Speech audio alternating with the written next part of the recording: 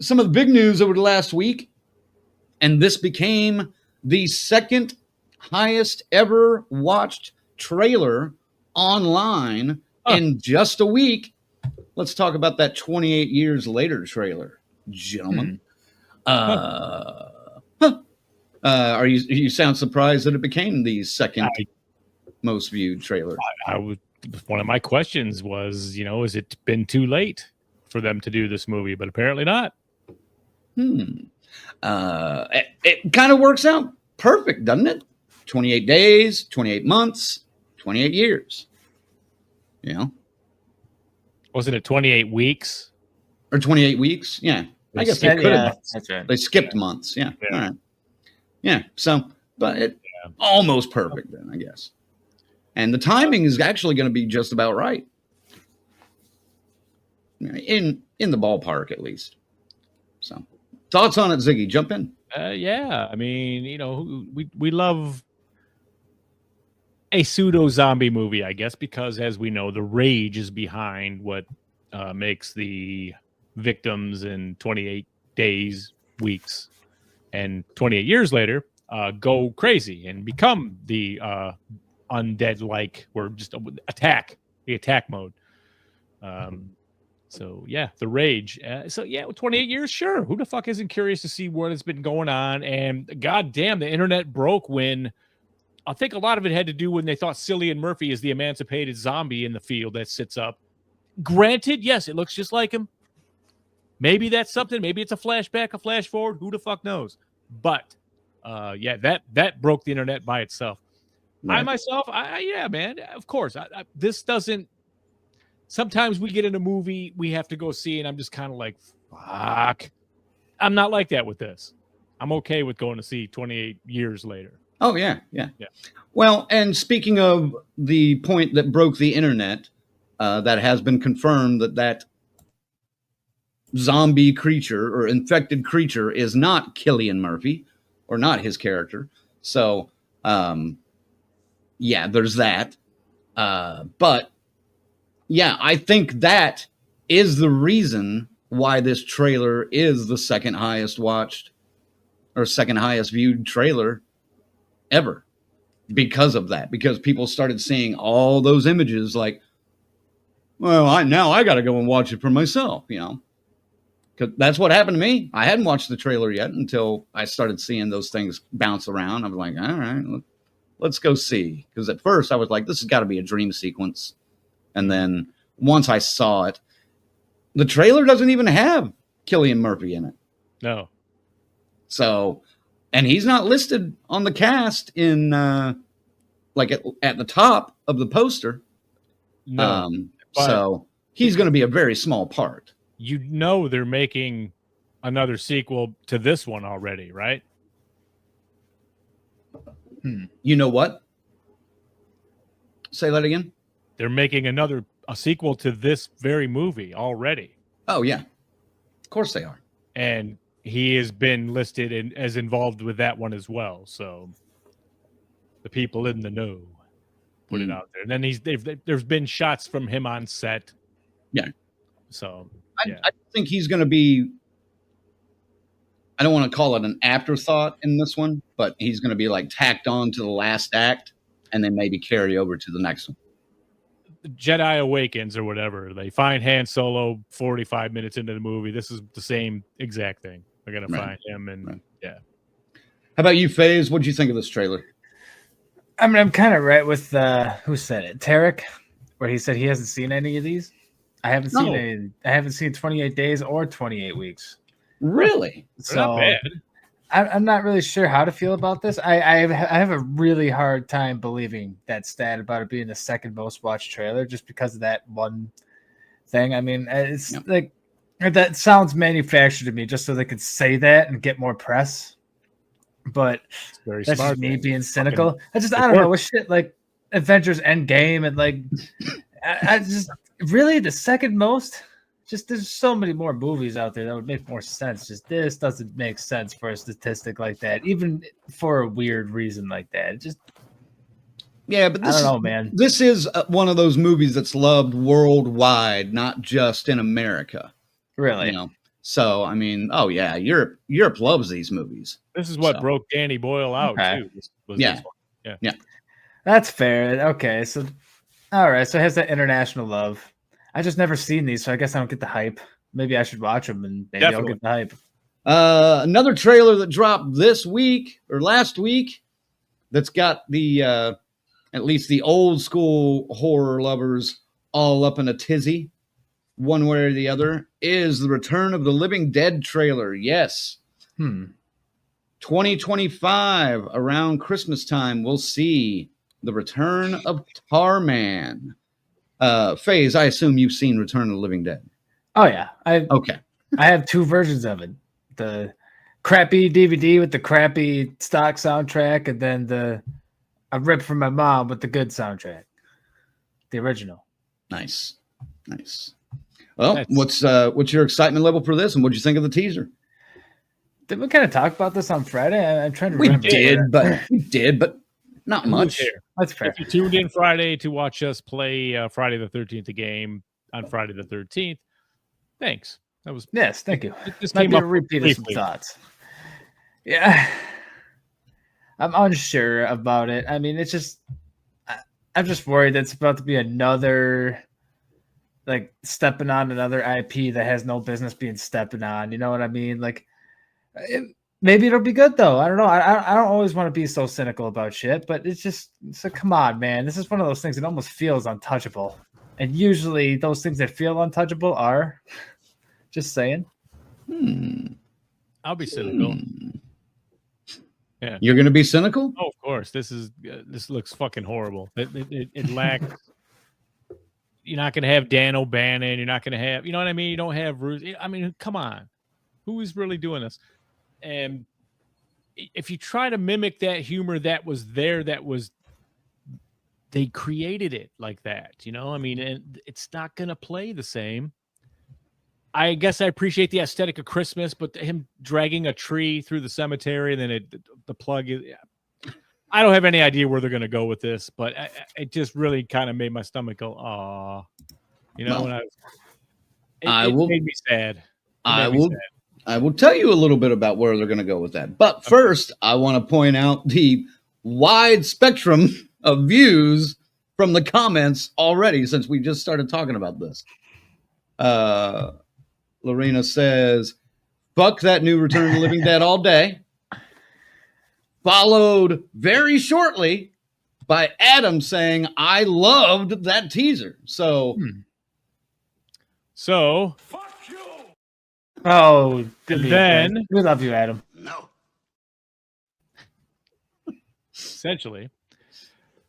Well, so there you go. I mean, FaZe is right. This is kind of this is a hard one to mimic, and we got this whole other thing going on with Linnea Quigley. You know, Hold on, we're gonna get to that too, but that's part of my bitch here, though. I mean, it's they went out and sued and got the rights back for this thing. So what's going on, and how is this coming out even if they don't have permission to do it? It's interesting because in Linnea's latest video, she lightly addresses that. You'll have to go and find that though. I got it sent to me. I just haven't seen it, but again, we threw this together tonight about an hour before showtime. So yes, I didn't realize it would be right. Yeah, I would know. We're going to talk about that. No. Anyway, the teaser's not much. It doesn't give away a whole lot. Just, like Ziggy said, just shows the Tarman dragging a Christmas tree through a cemetery. You can find it online. The new story takes place in a small Pennsylvania town over Christmas, set in 1985. It's set to be 18 months after the events of the original film. And fans of the film will know not to expect to see any returning characters given their terrible fates in the original, but audiences can expect to be welcomed back into the dark-humored, sexy, edgy, trioxin-fueled world horror fans first encountered in 1985. So, yeah, this one is going to be an all-new story, it sounds like, and I assume they're going to somebody's going to find a tub of that trioxin around and unleash all bloody hell in a Pennsylvania town. It can't be the same tar, man, but there are other barrels around. We know this. So this occurred to me later too. It's going to be a different tar, man. I think it has to be because they fucking home run baseball batted his head off in the fucking original, okay? I don't know, man. This one doesn't. I'm more interested in to see what Quigley's going to do with it because they do have all the original cast coming back in some capacity. They have, they've only announced, 2 so far, but I'm assuming other cast members are going to be getting back together for that one. Hell, since you've been bringing it up so much, we'll go ahead and jump into it. Yeah. Trash's Revenge from Linnea Quigley is going to be crowdfunding starting on January 20th on cinebacker.com. You can check out that link here in a little bit. That's cinebacker.com. Now, this one, like Ziggy mentioned, is going to have some of the original Return of the Living Dead stars in it, including Beverly Randolph. Yeah, Linnea Quigley and Beverly Randolph. Quigley teases that Trash's Revenge will also feature other original cast members. And I already said that. This one is billed as part of the Return of the Living Dead universe and is said to be a tribute to the passionate fans who have kept the spirit of Return of the Living Dead alive. Plot synopsis is, as the saga continues decades after the horrific events of the 1985 cult classic, Trash, the notorious punk rocker played by Linnea Quigley, finds herself trapped in a past where fame has faded. Once a rebellious icon, Trash now embraces the persona of a grotesque Norma Desmond from Sunset Boulevard, attending conventions to sign autographs while her co-stars rise to greater heights. For Linnea, her legacy as a star of Return of the Living Dead becomes both a curse and a twisted ticket to notoriety in an industry obsessed with horror and scandal.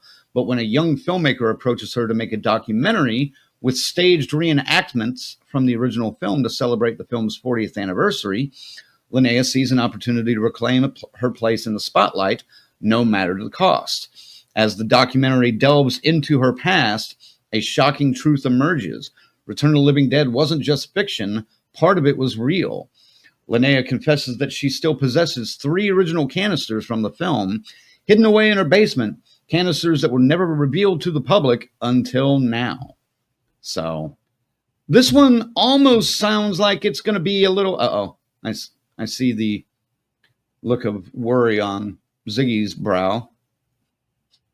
This one seems to have a little bit of a meta touch to it. Oh, yeah. But it also sounds like Linnea is playing a character also, but also playing herself.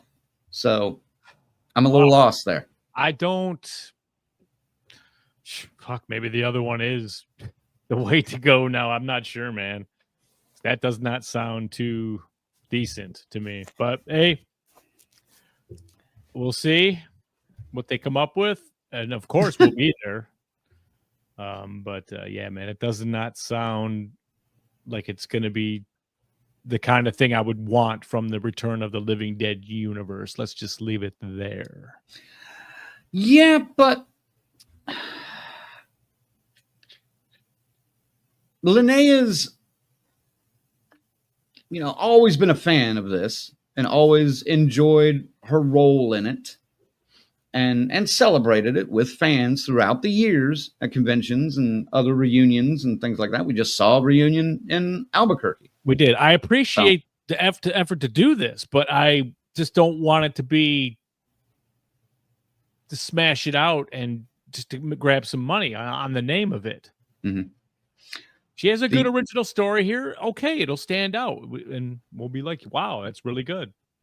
Yeah, but I'm like I said, in her latest video, she does kind of slam the other production and talks about how the director of that has been mooching off the rights of the movies for years.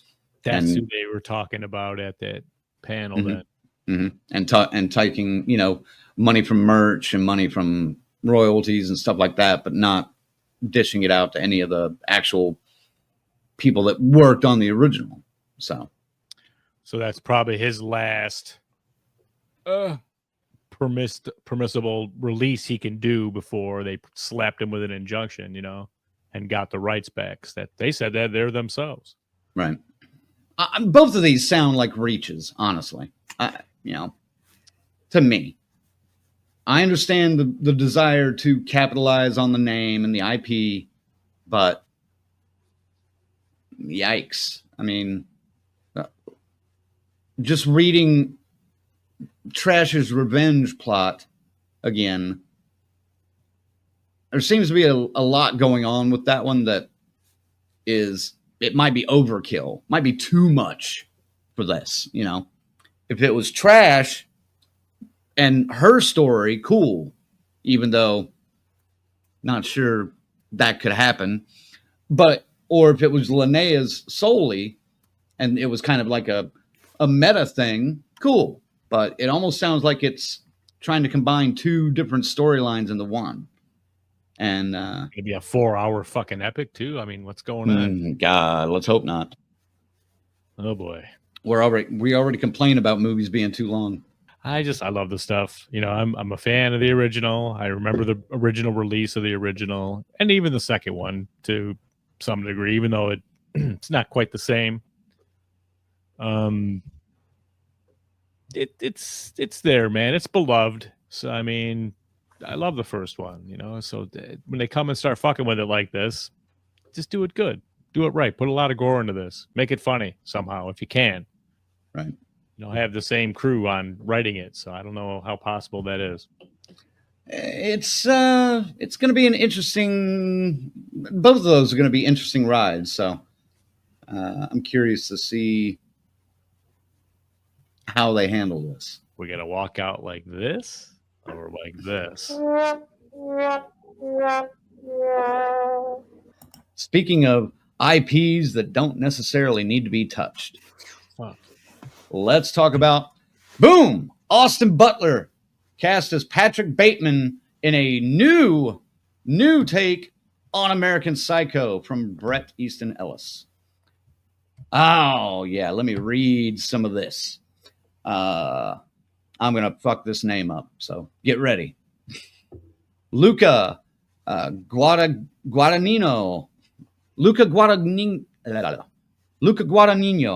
from Bones and All and Suspiria will direct a brand new interpretation of the 1991 book American Psycho by Bret Easton Ellis for Lionsgate, and Austin Butler will star as serial killer Patrick Bateman. Scott Burns pens the script, which is said to be a new adaptation of the novel, not a remake of the 2000 film. And Burns most recently created the Apple TV Plus limited series Extrapolations. In the story, the story. Never mind. I'm not going to read that. It's quite likely that Guadagnino and Butler will have a drastically different version of the character that Christian Bale made unforgettable in director Mary Herron's adaptation. And there we go. All right. So, is this another IP that needs to be fucked with? Phase. I'll start with Phase. I mean, the comments are putting it really well here. I mean, what the fucking fuck? Fuck. Nope. I don't believe. Yeah. Get on it. No. You're supposed to compare. No. Why? I unbelieve. Exactly. Why ruin another classic? Skip. Yeah, this is one that Yeah. they really, really nailed with the humor and just the way it made fun of that whole yuppie thing. Dude, how could they ever top what they did? I guess take another take on it. Sure, it works out sometimes, but man, this one's going to be internally compared to our man here, you know? There's no fucking way Bale is not going to be sitting right next to this guy's face every time it's talked about. So Exactly. Just like that. just like that. How'd he do? You know? Right. Tarek, I like Tarek's comment. The 2000 film was a near perfect tribute to the entire point of the novel. Exactly. So, What are we going to improve on? and I assume they're going to somewhat modernize it, but how? But why? But why? But why? Where's Tom when we need him? You know, and yeah, Christian Bale delivered a stellar, like, top-notch performance. Why would you want to do this? Like, as a writer or a director or even a star, I don't understand how, except for maybe just the money involved, is the only thing that's making them do this. You know? Yeah, I can't imagine this being a role. People and actors and directors going, "Oh, I can't wait to get my teeth sunk into that one." Right? Like, what is going through? And don't get me wrong, Austin Butler is a fine actor. I liked him. I liked him in Elvis. I haven't seen him in a whole lot of other stuff. I've heard he's excellent in Dune. I haven't watched either of those movies yet because I'm buried in horror all the time. I don't get to step out and see much other stuff now. So it's not necessarily about Austin Butler as an actor, but as a person, why? How do you go, you know what? One of the greatest actors of the last 30, 40 years, Christian Bale, has already done this role in less than 25 years' time. What do I think I'm going to bring to it that's fresh? There's got to be something in this script that is just excellent or just ropes in an actor, because I can't explain why anyone would want to do that. Good luck. I don't know. It's like these people looking down their DVD shelves of movies and like, all right, can I fuck with that one? Can I fuck with that one? I might be able to fuck with this one. Pulls out American Psycho. I mean, I understand remaking some movies from time to time, but I mean, there are some that just shouldn't be touched. Yeah, it's just like, come on. Give me a break. I mean, Return of the Living Dead is like, wow, but this is like, give me a fucking break now. Like, okay, have fun. You're going to get torn apart for it. One more time, got to thank our members. Thanks to our final girls and guys, Christy, C-Phase, Lorena, BD, Alex, and Robert. Our Crazy Ralphs, Bell's Fancy Creations, Dr. Smiley, Raymond, and the whole damn enchilada pod. And, of course, Adam, our camp counselors, Adam, Corey, Christy, Luke, Jimmy and Rachel, Stacy Lynn, Orlando, Chuck Schick, Dave, Patricia, Kristen, and JJ.